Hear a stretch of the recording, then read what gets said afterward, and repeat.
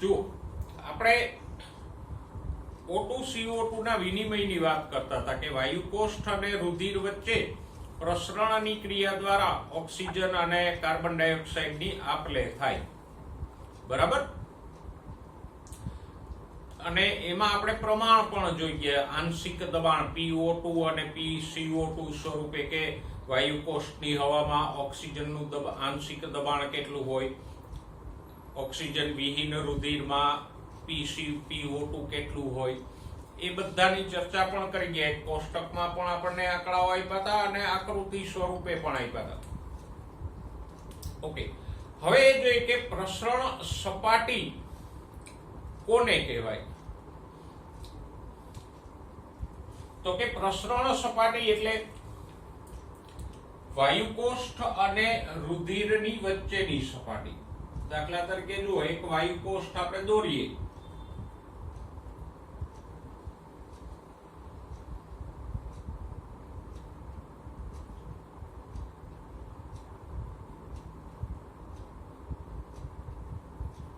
તો વાયુકોષ્ઠની ફરતેની દિવાલ છે એ પણ કોષોથી બનેલી હોય.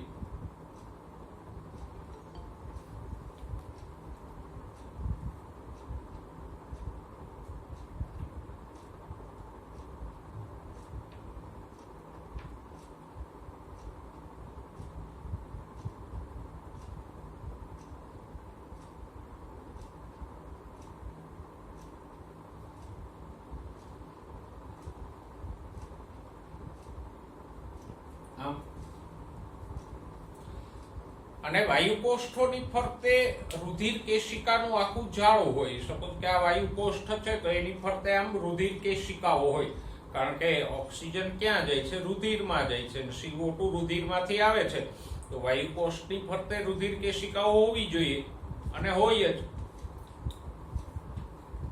તો આ એક વાયુકોષ્ઠની ફરતે આવેલી રુધિર કેશિકા છે.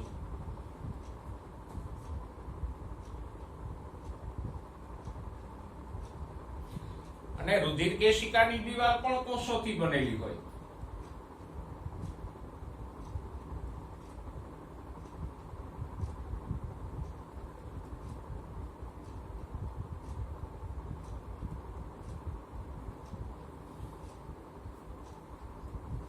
તો આ રુધિર કેશિકાની દિવાલ છે એ પણ કોષોથી બનેલી હોય.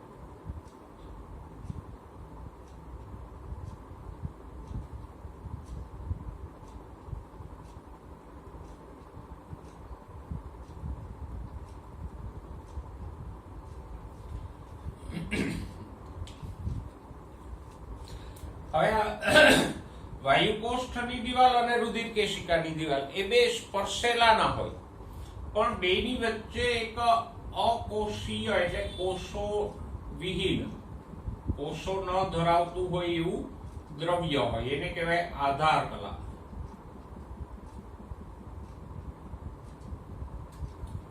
તો હવે અહીંયા 3 સ્તરો થયા. કયા 3 સ્તરો? તો કે આ સ્તર નંબર 1 વાયુકોષ્ઠની દિવાલ,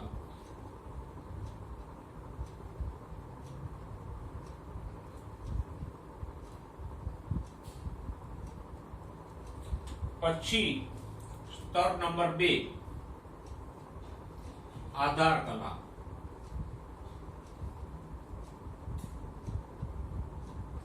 અને સ્તર નંબર 3 રુધિર કેશિકાનું અંતઃછદ અથવા રુધિર કેશિકાની દિવાલ.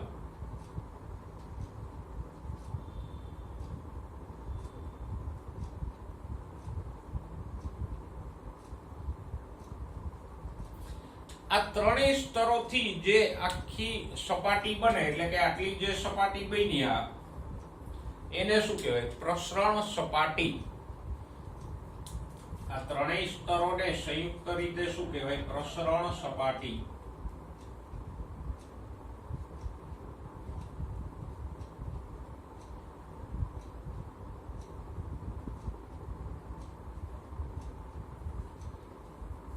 એવું આપણે એટલા માટે કહીએ કે અહીંયા વાયુ કોષ્ઠનો O2 છે એ પ્રસરીને ક્યાં જશે? તો કે અહીંથી પ્રસરણ પામીને આમ રુધિરમાં જશે અને રુધિરનો CO2 અહીંથી પ્રસરણ પામીને વાયુ કોષ્ઠમાં આવશે. એટલે O2 CO2 નું જે પ્રસરણ થાય છે એ આ ત્રણ સપાટીની આરપાર થાય છે. એટલે આને આપણે શું કહીએ? પ્રસરણ સપાટી. અને પ્રસરણ સપાટીમાં ત્રણ સ્તરો છે કે આ વાયુ કોષ્ઠની દિવાલ, પછી અકોષીય આધાર કલા અને રુધિર કેશિકાની દિવાલ, બરાબર, અથવા રુધિર કેશિકાનું અંતઃછદ. હવે આ સપાટી જેટલી પાતળી એટલું O2 CO2 નું પ્રસરણ ઝડપી થાય. આ સપાટી જો જાડી હોય તો O2 CO2 નું પ્રસરણ ધીમું થાય. એટલે જ વાયુ કોષની દિવાલ પણ એક જ સ્તરની હોય અને રુધિર કેશિકાની દિવાલ પણ કોષોના એક જ સ્તરની હોય. એટલે સપાટી એકદમ પાતળી થાય. અને આ પ્રસરણ સપાટીની કુલ જાડાઈ કેટલી હોય? 1 મિલીમીટર કરતા ઓછી. પણ 1 મિલીમીટર કરતા તો ઘણી બધી ઓછી હોય. તો આ પ્રસરણ સપાટી એટલે શું? તો કે જેની આરપાર O2 CO2 નું પ્રસરણ થાય છે એ સપાટી. અને એમાં ત્રણ સ્તરો હોય. કયા? વાયુ કોષની દિવાલ, આધાર કલા અને રુધિર કેશિકાનું અંતઃછદ. અને પ્રસરણ સપાટીની જાડાઈ કેટલી હોય? તો કે 1 મિલીમીટર કરતા ઓછી હોય. કારણ તો કે પ્રસરણ સપાટી જેટલી પાતળી એટલું આ O2 CO2 નું પ્રસરણ ઝડપથી થાય અને પ્રસરણ સપાટી જેટલી જાડી એટલું જ O2 CO2 નું પ્રસરણ ધીમું થશે. તો આ આપણે વાયુ વિનિમયની ચર્ચામાં છેલ્લો ટોપિક પૂરો કર્યો. શરૂઆત આપણે ત્યાંથી કરી હતી કે વાયુ વિનિમય ક્યાં થાય?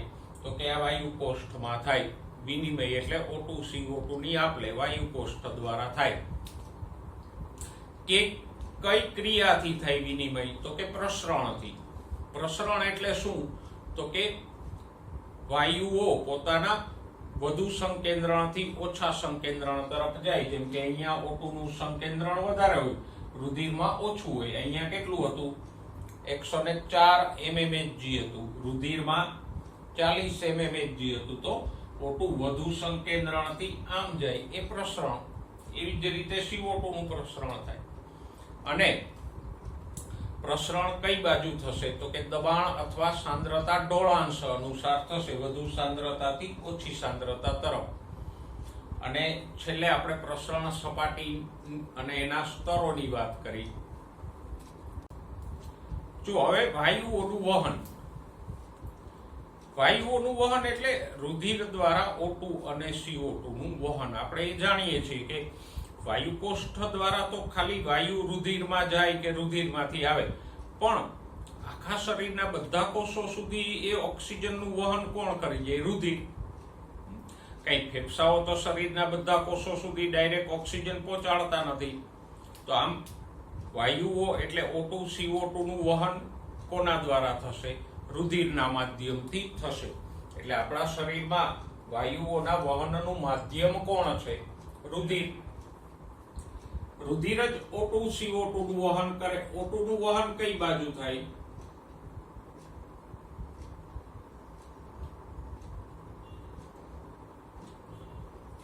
તો કે O2 નું વહન થશે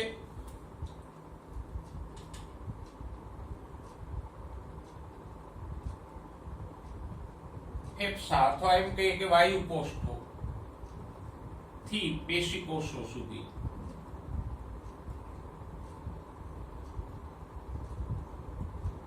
એટલે શરીરના કોષો સુધી. જ્યારે CO2 નું વહન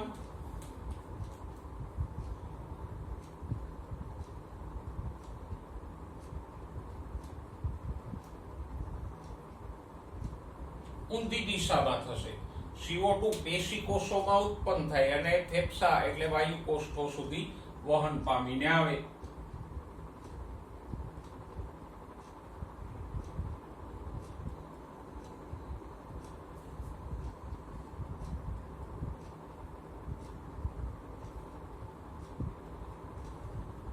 અને આ બે વાયુઓનું વહન કોના માધ્યમથી થશે?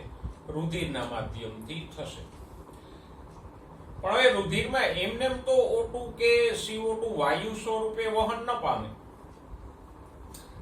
આ ઓક્સિજન અને કાર્બન ડાયોક્સાઇડ છે એ રુધિરમાં ભળી રુધિરમાં અલગ અલગ સંયોજનો બનાવશે અને એ સંયોજન સ્વરૂપે વહન પામશે. કારણ કે રુધિર એક પ્રવાહી છે, તો એ વાયુ સ્વરૂપે વહન નહીં કરી જાય. હવે વાયુઓના વહનમાં આપણે સૌથી પહેલા ઓક્સિજનના વહનની વાત કરી, પછી CO2 ના વહનની વાત કરશું.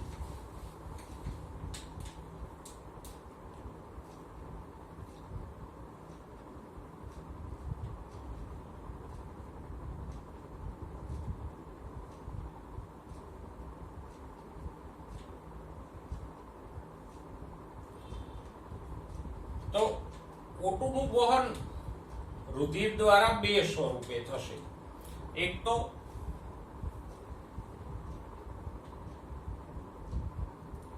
%3 O2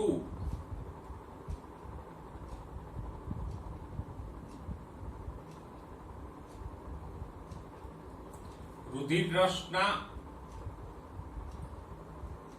પાણીમાં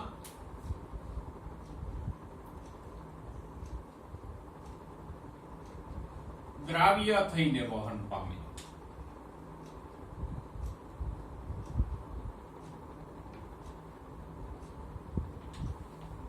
બરાબર. પાણીમાં ઓક્સિજન 4% જેટલો દ્રાવ્ય છે અને રુધિરનો એક હિસ્સો છે રુધિર રસ.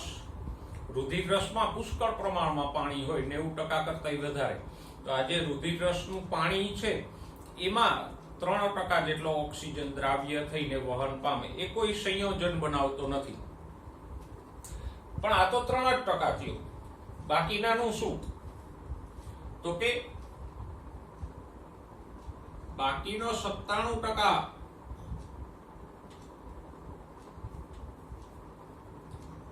રક્તકણમાં આવેલા હિમોગ્લોબિન દ્વારા વહન પામશે.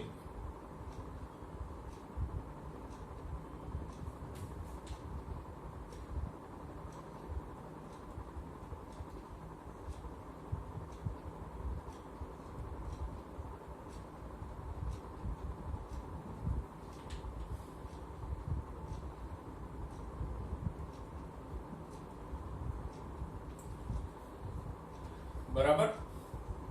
એટલે કે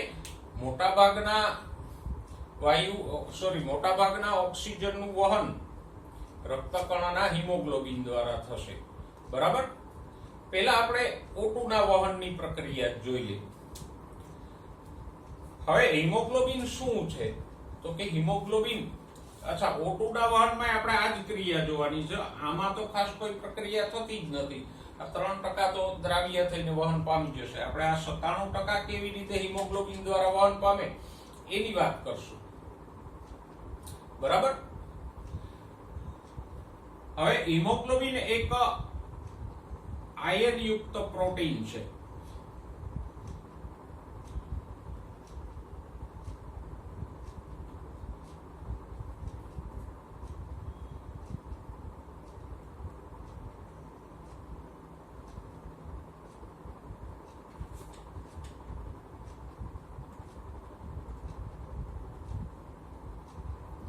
આયર્ન એટલે લોહ તત્વ Fe.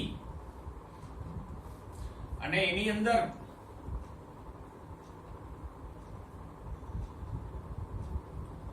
ગ્લોબિન નામનું પ્રોટીન હોય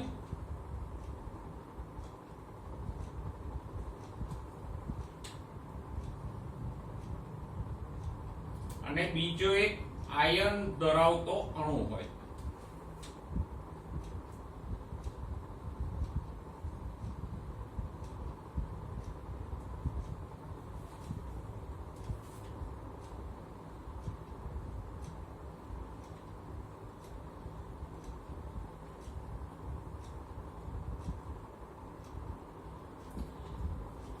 આ હિમ સમૂહ એટલે એક આયન યુક્ત કાર્બનિક અણુ હોય અને ગ્લોબિન નામનું પ્રોટીન હોય, એટલે જ હિમ વત્તા ગ્લોબિન, હિમોગ્લોબિન એવો શબ્દ આપણે વાપરીએ, બરાબર.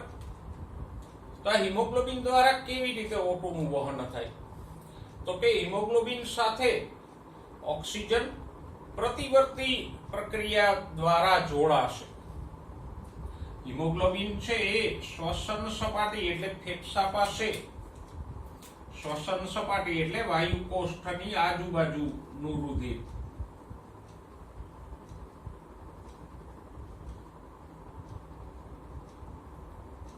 શ્વસન સપાટી મીન્સ વાયુ કોષ્ઠ ની પેલી પ્રસરણ સપાટી. તો એ જે વાયુ કોષ્ઠની આજુબાજુ રુધિર હોય એટલે કે શ્વસન સપાટી પાસે જે રુધિર હોય એમાં હિમોગ્લોબિન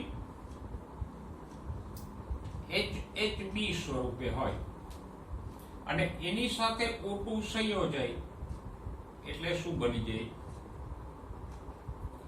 તો કે HBO2 બને, ઓક્સી હિમોગ્લોબિનિક એસિડ બને. હવે આ HHBO2 નું વિઘટન થાય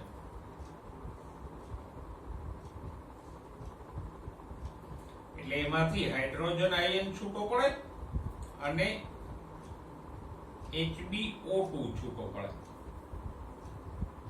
આ HbO2 K+ સાથે સંયોજે એટલે કે પોટેશિયમ સાથે સંયોજે એટલે પહેલા HHB અને O2 સંયોજઈને HHbO2 બનાવે, પછી એ HHbO2 નો HbO2 ઓક્સી હિમોગ્લોબિન છે એ પોટેશિયમ સાથે સંયોજાય એટલે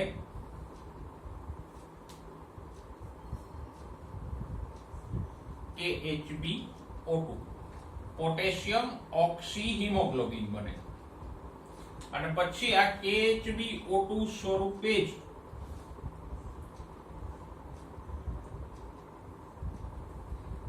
વહન થાય.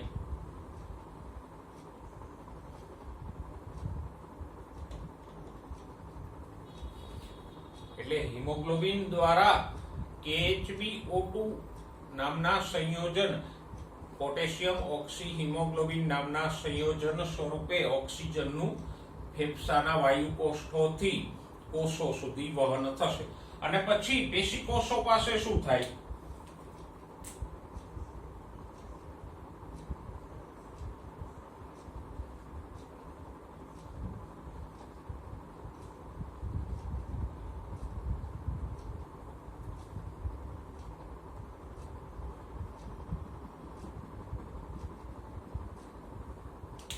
તો કે આ KHbO2 નું વિઘટન થાય.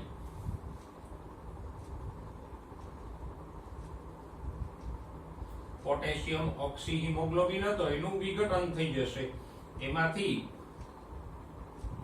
K+ વત્તા Hb છૂટા પડી જશે અને ઓક્સિજન છૂટો પડી જશે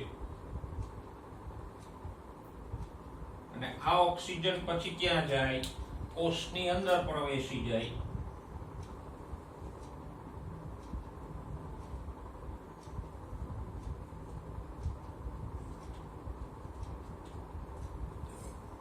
ઓકે, તો આખી પ્રક્રિયામાં એક મહત્વની વાત એ છે કે હિમોગ્લોબિન દ્વારા ઓક્સિજન કયા સ્વરૂપે વહન પામે?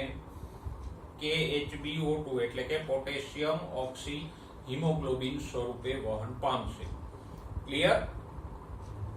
અને આ જો પ્રતિવર્તી પ્રક્રિયા છે ને, પેલા હિમોગ્લોબિન સાથે ઓક્સિજન જોડાણો, અહીંયા પાછો છૂટો પડી ગયો, તો પેલા જોડાણો પછી ઉલટી પ્રક્રિયા થઈને જુદો પડી ગયો, તો એને શું કહેવાય? પ્રતિવર્તી પ્રક્રિયા. તો આમ હિમોગ્લોબિન સાથે ઓક્સિજન પ્રતિવર્તી રીતે જોડાય અને KHbO2 સ્વરૂપે વહન પામે, પછી પેશી કોષો પાસે રુધિર પહોંચે એટલે રુધિરમાંથી આ ઓક્સિજન જુદો પડી અને કોષોમાં જાય અને હિમોગ્લોબિન અને પોટેશિયમ છૂટા પડી જાય. તો આ રીતે એક રુધિર દ્વારા O2 ના વહનની સામાન્ય પ્રક્રિયા આપણે જોઈ. ઓકે, હવે આગળ જોઈએ.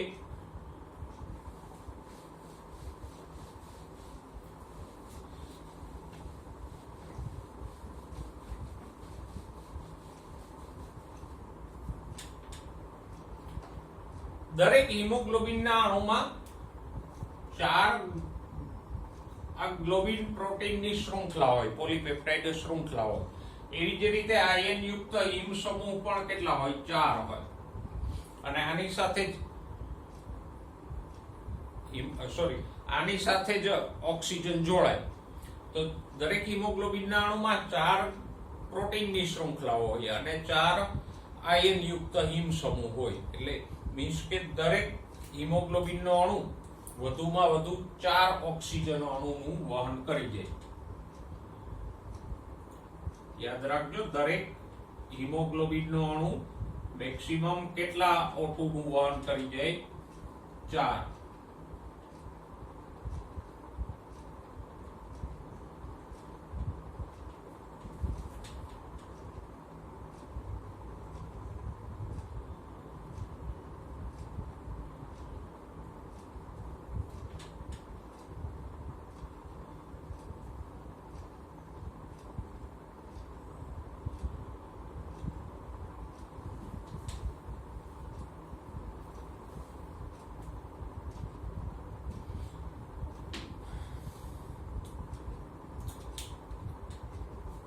હવે જો ઓક્સિજનના હિમોગ્લોબિન સાથેના જોડાણ ઉપર અસર કરતા પરિબળો કયા છે એની ચર્ચા આપણે કરીએ.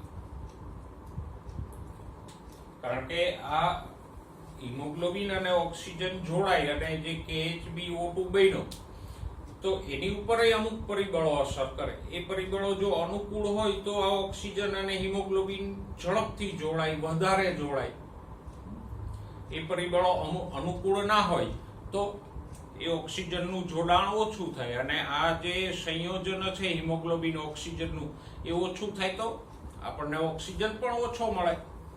તો આ O2 હિમોગ્લોબિન નું જોડાણ એટલે કે સંયોજન ઉપર અસર કરતા પરિબળો કયા છે?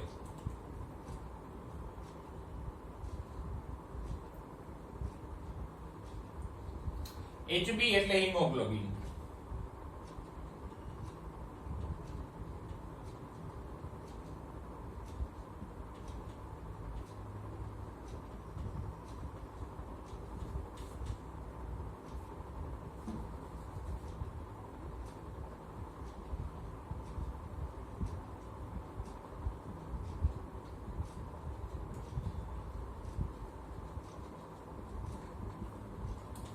પહેલા તો O2 હિમોગ્લોબિન સંયોજન એટલે શું? તો કે ઓક્સિજન અને હિમોગ્લોબિનનું જોડાણ. અને એ ક્યાં થાય? શ્વસન સપાટી પાસે એટલે કે વાયુ કોષ્ઠો પાસેના રુધિરમાં થાય. બરાબર? અને એની ઉપર કયા પરિબળો અસર કરે? તો કે મુખ્ય પરિબળ નંબર 1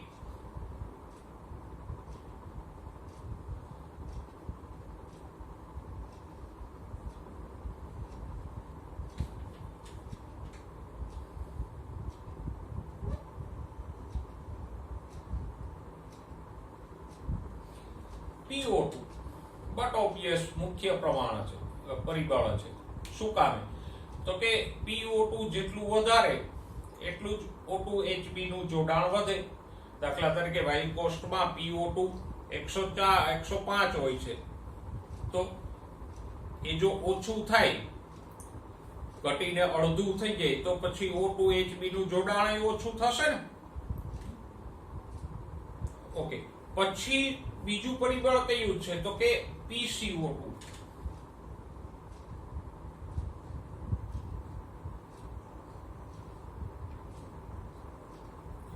એ પણ જરૂરી છે. હવે ઓક્સિજનના જોડાણને O2 સાથે CO2 સાથે શું લેવા દેવા? તો જે પેલો KHbO2 બન્યો હતો,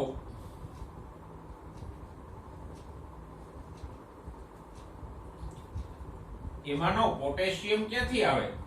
તો કે પોટેશિયમ અહીંથી આવશે.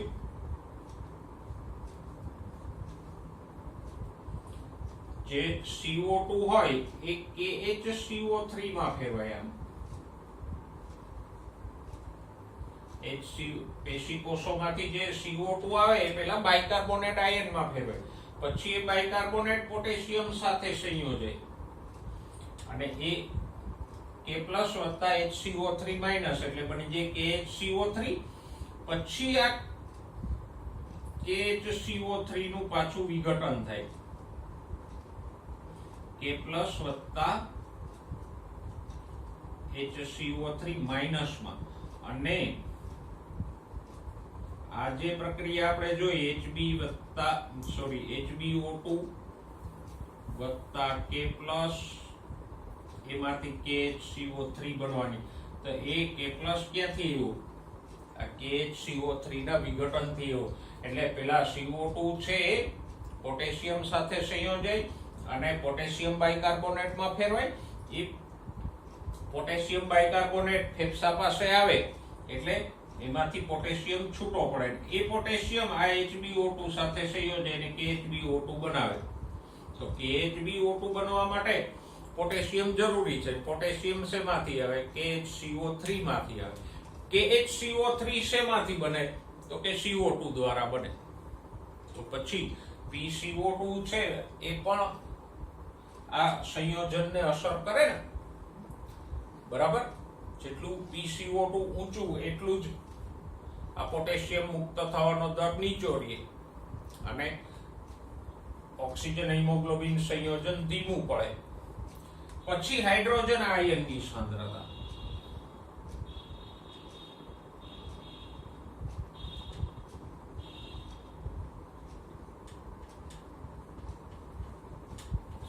એ વળી ક્યાંથી આવી? તો કે આપણે ભણ્યા કે આ HB હતો એ કયા સ્વરૂપે હતો? HB સ્વરૂપે હતો. પહેલા હિમોગ્લોબિન HB સ્વરૂપે નહોતો પણ HHB સ્વરૂપે હતો. એમાં હાઇડ્રોજન આયન જોડાયેલો હતો. તો એ હાઇડ્રોજન આયન પણ અહીંથી આવશે. આ HCO3 માઇનસ છે એમાંથી હાઇડ્રોજન આયન પ્રાપ્ત થશે. તો પહેલા HHB બને પછી KHBO2 બને. એટલે પોટેશિયમ હાઇડ્રોજન અને પોટેશિયમ બંને જરૂરી છે. પોટેશિયમ છે PCO2 આધારિત છે. પછી તાપમાન. ચોથું પરિબળ કયું છે? તાપમાન. તાપમાન નીચું હોય તો HbO2 નું સંયોજન વધે અને તાપમાન ઊંચું હોય તો HbO2 નું સંયોજન ઘટે. બરાબર? તો આપણે HbO2 ના એટલે ઓક્સિજન અને હિમોગ્લોબિન ના જોડાણને અસર કરતા 4 પરિબળોની પ્રાથમિક ચર્ચા કરી. આગળ આપણે હજી એને જોઈશું. બરાબર? પણ પહેલા એ સમજી લ્યો કે HbO2 સંયોજન એટલે શું? તો કે રુધિરમાં શ્વસન સપાટી એટલે વાયુ કોષ્ઠ પાસે હિમોગ્લોબિન અને ઓક્સિજનનું જોડાણ થઈ અને આ HbO2 બને એને શું કહેવાય? ઓક્સિજન હિમોગ્લોબિન સંયોજન. અને એને આ 4 પરિબળો અસર કરે. એમાં મુખ્ય પરિબળ કયું છે? PO2. એ ઊંચું હોવું જોઈએ તો સંયોજન વધે. PCO2 H+ ની સાંદ્રતા અને તાપમાન નીચા હોવા જોઈએ તો HbO2 નું સંયોજન વધારે થશે. તો આ 4 પરિબળો આપણે જોયા કે જે O2 Hb સંયોજનને અસર કરે છે.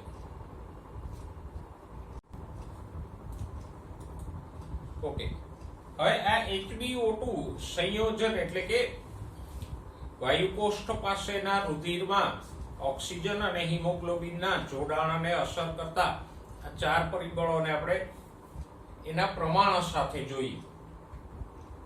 મુખ્ય પરિબળ કયું હતું? તો કે PO2.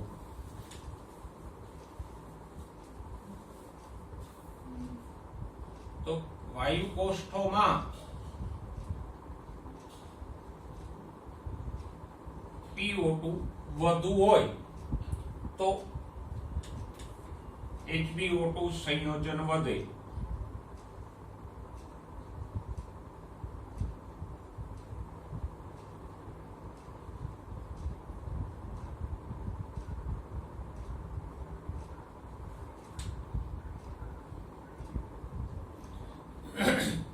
બરાબર? એ તો સમજાય એવું છે કે જો વાયુ કોષ્ઠમાં રહેલી હવામાં ઓક્સિજનનું પ્રમાણ વધારે હોય તો રુધિરમાં ઓક્સિજન હિમોગ્લોબિનનું જોડાણ પણ વધારે થશે. આપણે હમણાં કીધું એમ PO2 વાયુ કોષ્ઠમાં જો 104 હોય તો જે જોડાણ થતું હોય એને બદલે 104 થી અડધું કરી નાખો તો રુધિરમાં હિમોગ્લોબિન સાથે ઓક્સિજન પણ ઓછો સંયોજાશે. પછી તો કે નીચું PCO2 પણ ક્યાં? શ્વસન સપાટી પાસેના રુધિરમાં. શ્વસન સપાટી એટલે વાયુ કોષ્ઠની સપાટી. તો વાયુ કોષ્ઠની આજુબાજુના રુધિરમાં PCO2 નીચું હોવું જોઈએ.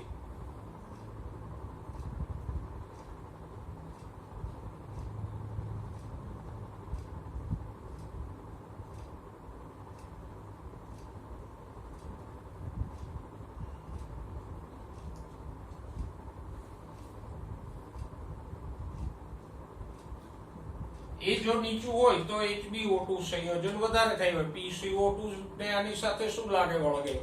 તો હમણાં જ આપણે વાત કરી ને કે જે હિમોગ્લોબિન અને ઓક્સિજનના સંયોજનથી KHCO3 બને છે, સોરી KHbO2 બને છે. એમાંનો પોટેશિયમ ક્યાંથી આવે છે? તો કે KHCO3 માંથી આવે છે. KHCO3 શેમાંથી બને છે? CO2 માંથી બને છે. તો PCO2 નીચું હોય તો પોટેશિયમ જલ્દીથી મુક્ત થશે અને KHbO2 ઝડપથી બનશે.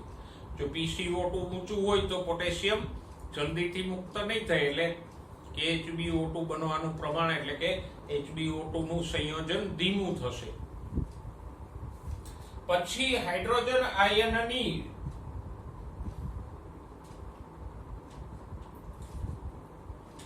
ઓછી સાંદ્રતા એ પણ શ્વસન સપાટી પાસેના રુધિરમાં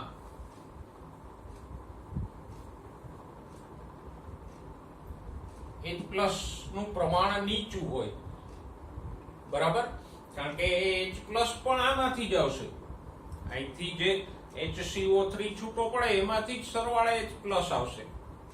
તો એ પણ સાંદ્રતા જેટલી નીચી એટલું HHB જલ્દી બનશે. પછી HHB માંથી KHbO2 બનશે. અને તાપમાન નીચું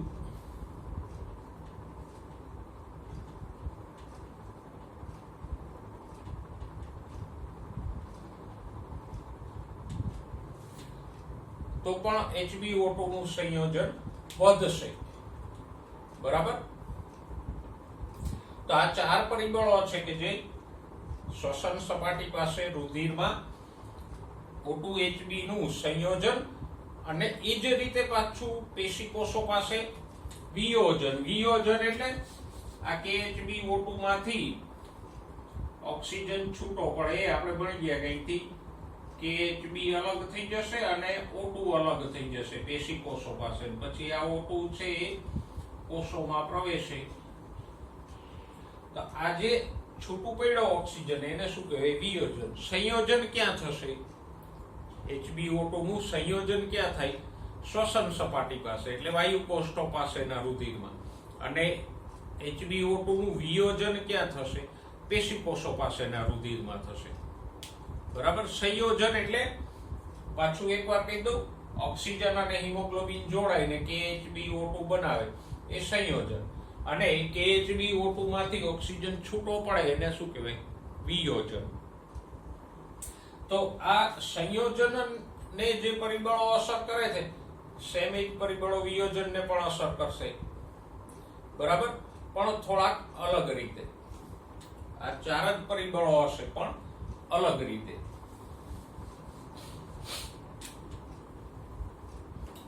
લખી બાજુમાં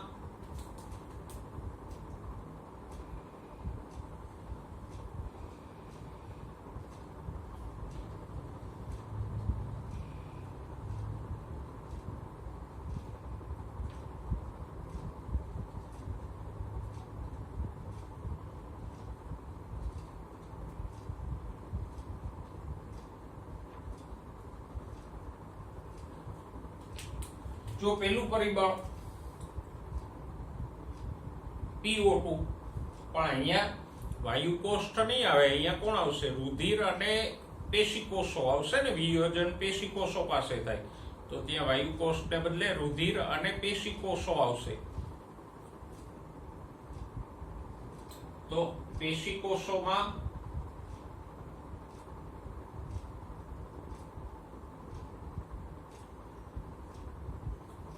નીચું PO2 હોય તો વિયોજન વધે, એટલે કે હિમોગ્લોબિન માંથી ઓક્સિજન ઝડપથી મુક્ત થાય. કેવી રીતે? તો કે ધારો કે આ રુધિર છે, રુધિરમાં PO2 કેટલું હોય? ઓક્સિજન યુક્ત રુધિરમાં 95% સામાન્યતઃ, અને પેશીકોષોમાં PO2 કેટલું હોય?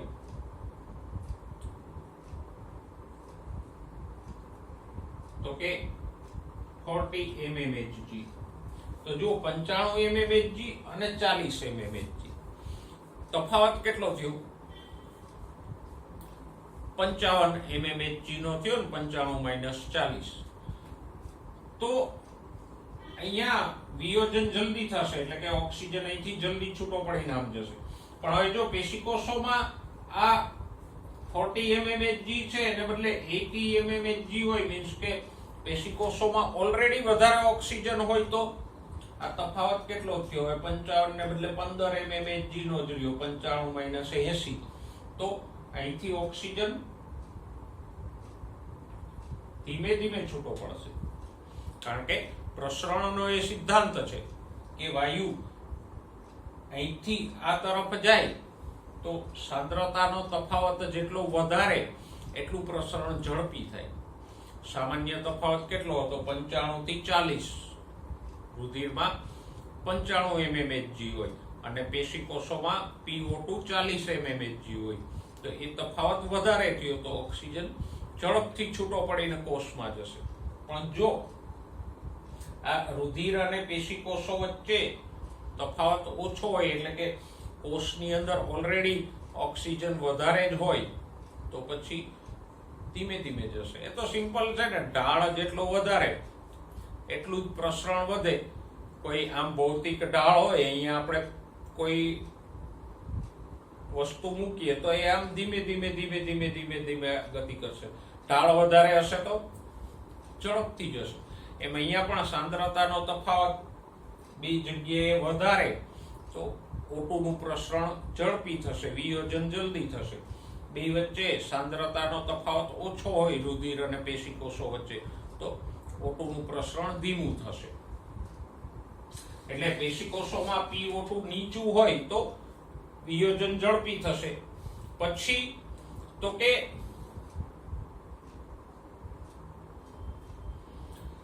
પેશીકોષોમાં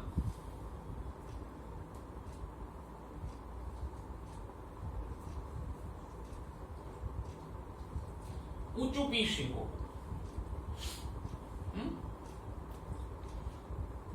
પેશીકોષોમાં PCO2 ઊંચું હોય તો O2Hb નું વિયોજન જલ્દી થશે. આ KHbO2 હતો, એમાંથી O2 છૂટો પડ્યો, પછી શું વધ્યું? KHb. પણ આ પોટેશિયમ શેમાં વપરાય છે? તો કે પેશીકોષોમાંથી જે CO2 આવે એ આ પોટેશિયમ સાથે જોડાઈને KHCO3 બનાવે. તો પેશીકોષોમાં જેટલો CO2 વધારે હશે એટલો જ આ પોટેશિયમને જલ્દી ખેંચી લેશે, અને પોટેશિયમ જલ્દી ખેંચાય તો આપમેળે હિમોગ્લોબિનમાંથી ઓક્સિજન છૂટો પડી જશે. તો આમ PCO2 ઊંચો એટલો એ KHbO2 માંથી પોટેશિયમ ખેંચી લે, અને પોટેશિયમ આમાંથી ગ્રહણ થઈ જાય તો ઓક્સિજન જલ્દી છૂટો પડી જાય. ઓકે, પછી H+ ની સાંદ્રતા. પેશીકોષો પાસે રુધિરમાં H+ ની સાંદ્રતા ઊંચી હોવી જોઈએ.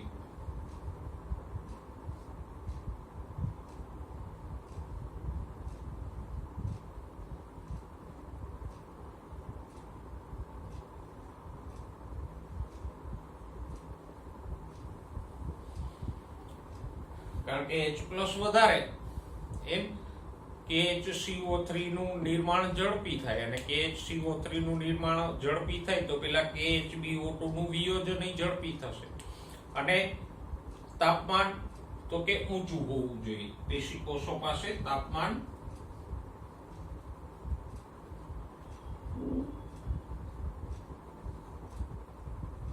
ઊંચું હોવું જોઈએ.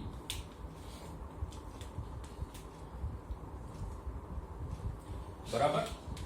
તો આ HbO2 ના સંયોજન અને વિયોજનને અસર કરતા પરિબળો જોઈએ.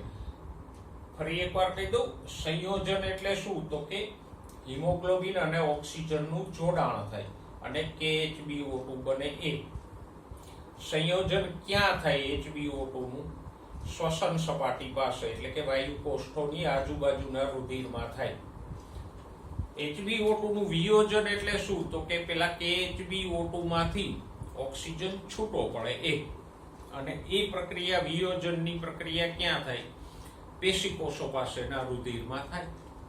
એની ઉપર અસર કરતા 4 પરિબળો આપણે જોઈએ. સંયોજન ઉપર એ 4 પરિબળો અસર કરે, વિયોજન ઉપર એ 4 અસર કરે. 4 પરિબળો કયા છે એને યાદ રાખી લો. તો કે PO2, PCO2, H+ ની સાંદ્રતા અને તાપમાન. આ 4 પરિબળો HbO2 ના સંયોજન અને વિયોજનને અસર કરે.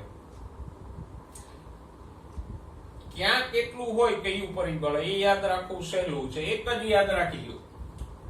કયું? આ વાયુ કોષ્ઠમાં PO2 ઊંચું હોય. આ એકને યાદ રાખી લો. બાકીના ત્રણેય નીચા હોય. સંયોજન ઉપર અસર કરતા પરિબળોમાં તો કે PO2 વાયુ કોષ્ઠમાં ઊંચું હોય, બાકીના ત્રણેય નીચા હોય. યાદ રહી જાય. આ એક ઊંચું યાદ રાખી લ્યો, બાકીના ત્રણેય નીચા. આને યાદ રાખો તો કે આના કરતા ઊંધા.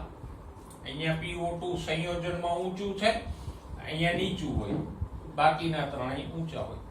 એટલે એક જ પરિબળને યાદ રાખી લ્યો એટલે 8 યાદ રહી જાય.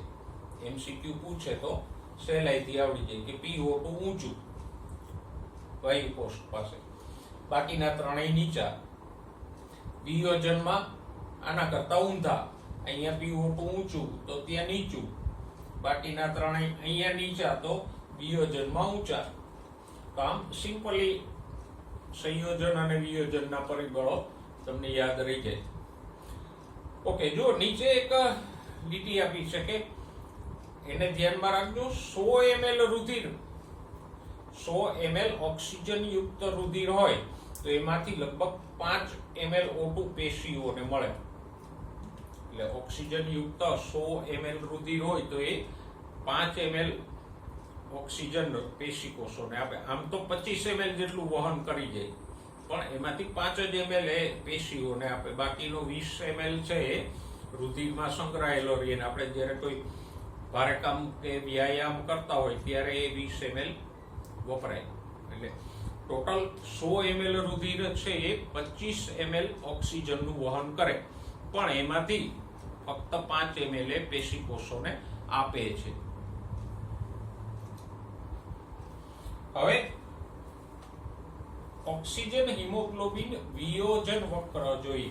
એટલે કે આ જે વિયોજન થાય છે એનો આલેખ જોઈએ. પણ વિયોજન વક્રમાં જુઓ, આલેખમાં આપણે એક્સ અક્ષ ઉપર શું લીધું છે? PO2. આપણે આમ દર્શાવતા જઈએ તો દાખલા તરીકે આ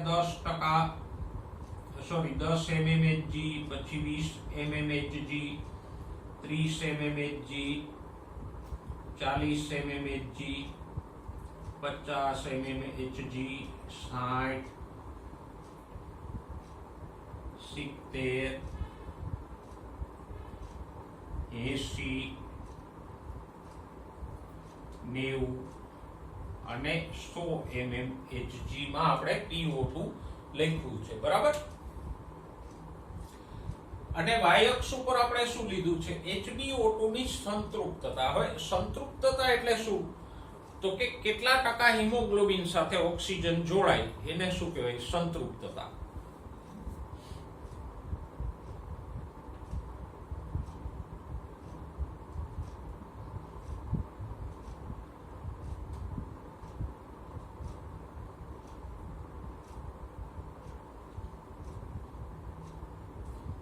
રુધિરમાં જે હિમોગ્લોબિન હોય એમાંના કેટલા ટકા હિમોગ્લોબિન સાથે O2 સંયોજાય એને શું કહેવાય? HbO2 સંતૃપ્તતા.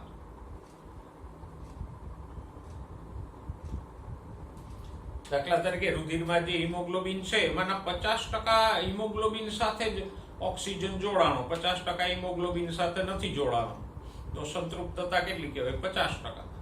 રુધિરમાં જેટલો હિમોગ્લોબિન છે બધા સાથે ઓક્સિજન જોડાઈ ગયો તો સંતૃપ્તતા કેટલી થઈ? 100%. બરાબર?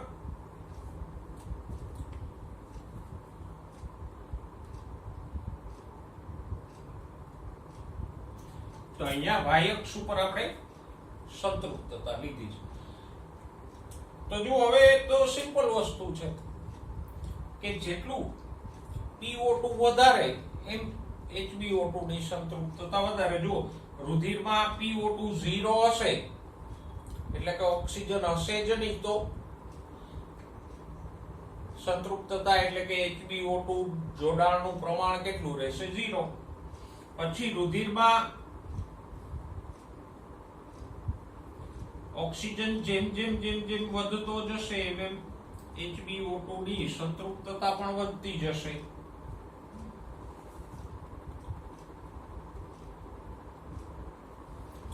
અચ્છા, સંતૃપ્તતાની ટકાવારી પણ આપણે અહીંયા દર્શાવીએ. 10%, 20, 30, 40, 50, 60, 70%, 80%, 90% અને 100% સંતૃપ્તતા. 100% થી તો વધશે નહીં.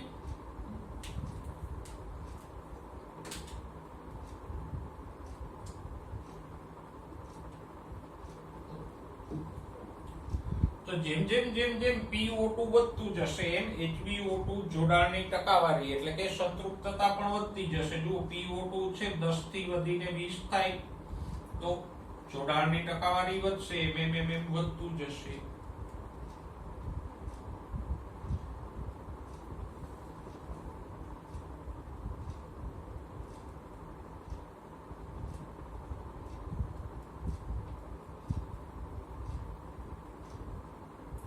અને આ જે આલેખ મળશે કેવો મળશે આપણને?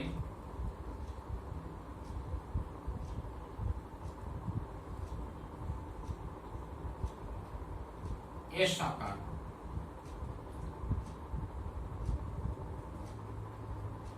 કેવો મળ્યો? જુઓ, કંઈક એસ આકારનો મળ્યો ને. અહીંથી આમ ધીમે ધીમે પછી ઝડપી, પછી પાછો ધીમો પડી ગયો અને અહીંયા આવીને સ્થિર થઈ ગયો. અહીંથી આલેખ છે સીધો થઈ ગયો કારણ કે સંતૃપ્તતાની ટકાવારી કેટલી થઈ ગઈ?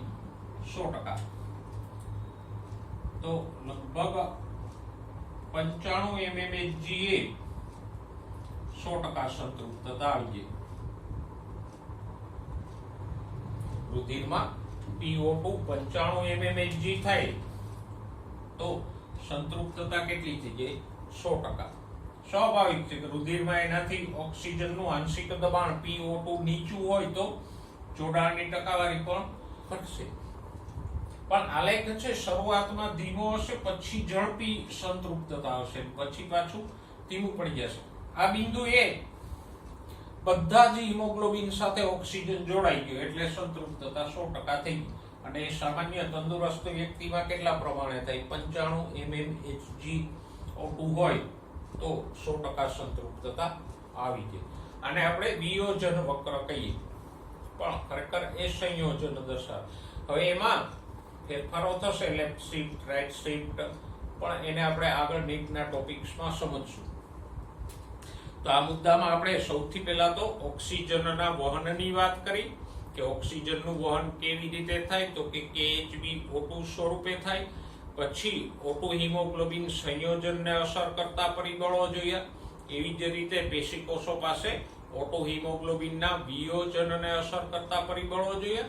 અને છેલ્લે આ HbO2 વિયોજન વક્ર જોયું. અને એમાં આપણે HbO2 ની સંતૃપ્તતા કોને કહેવાય એ પણ જોયું. તો આજે જે મુદ્દાઓ ભણ્યા એ થોડાક સમજવા લાયક છે, એટલે એને તમે શાંતિથી સમજજો. HbO2 સંયોજન અને વિયોજનને અસર કરતા પરિબળોને બરાબર ધ્યાનમાં રાખજો. નેક્સ્ટ ટાઈમ આપણે રુધિર દ્વારા CO2 ના વહનની ચર્ચા કરશું.